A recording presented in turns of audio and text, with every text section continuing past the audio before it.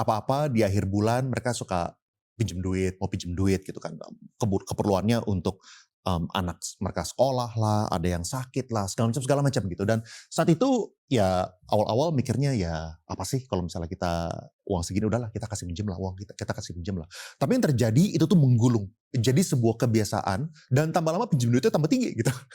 ART gue ada yang sampai pinjam dulu berapa ya? 20 juta apa, dan saat itu gaji dia paling 2,5 juta gitu. Itu udah lu mau bayar pakai 100% gaji lu juga lu butuh nggak ngirim uang ke kampung berapa lama gitu kan. Nah jadi saat itu kita akhirnya memutuskan sih untuk merubah sebuah culture, kita udah nggak boleh nih kita pinjam-pinjam duit lagi. Jadi kita saat itu kita bilang, "Oke, ini bakal terakhir kalinya ya kita pinjemin duit, kita tahu ini tuh penting, kita pinjemin, tapi that's it gitu. Kalian tuh harus bisa manage sendiri. Soalnya ini tidak akan membantu kan, ngasih pinjaman tidak akan membantu, ini lubangnya tambah lama akan tambah dalam. Tapi yang terjadi gue punya supir, 6 bulan kemudian udah janji gak akan pinjam, tapi dia pinjam lagi. Dia pinjam lagi. Habis itu gue bilang lagi, oke, ya kan, gue udah bilang loh dulu, lu gak boleh pinjam. Dan kali itu masih pinjam gitu. Dan kenapa gue agak berat hati untuk ngasih pinjaman, soalnya gue udah ngasih beberapa cara way out, dan dia tidak pernah mengambil itu gitu. Misalnya, gue kasih way out, oke, gue tambahin overtime. Dan overtime-nya ini, walaupun gue gak butuh-butuh banget, misalnya hari Minggu, gue cuma butuh ke gereja gitu misalnya, cuman kan gak macet, gak apa, ya gue nyetir sendiri oke-oke aja gitu kan. Dan ya gue cuma pergi ke restoran sama keluarga. Tapi ya gue tetap manggil dia gitu, supaya dia dapat kerjaan tambahan, dia dapat income tambahan. Kan kalau misalnya dia mau, gue jadi lebih semangat. Oke, ini orang udah kerja keras, udah apa, tapi dia masih butuh tambahan, gue bisa ngerti. Tapi dia gak pernah ngambil gitu masalahnya.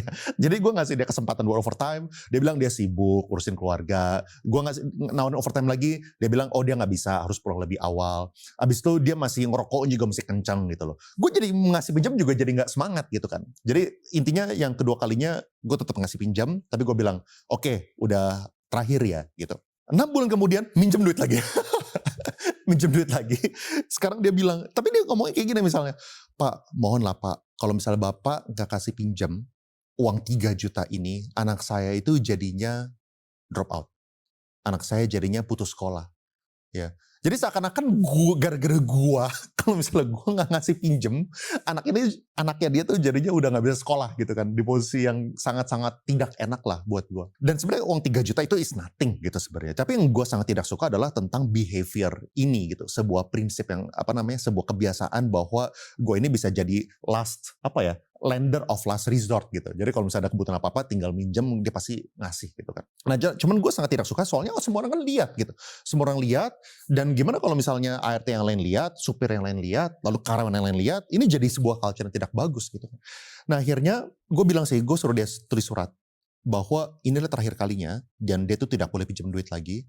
Dan gue kasih dia 2 solusi. Setelah dia pinjam, dia tanda tangan segala macam. Soalnya menurut gue, ya gue gak tega juga lah kalau misalnya ini tuh jadi sebuah, anak dia jadi beneran drop out.